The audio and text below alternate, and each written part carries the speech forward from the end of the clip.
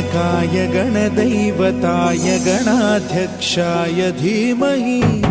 गुणशरीराय गुणमण्डिताय गुणेशानाय धीमहि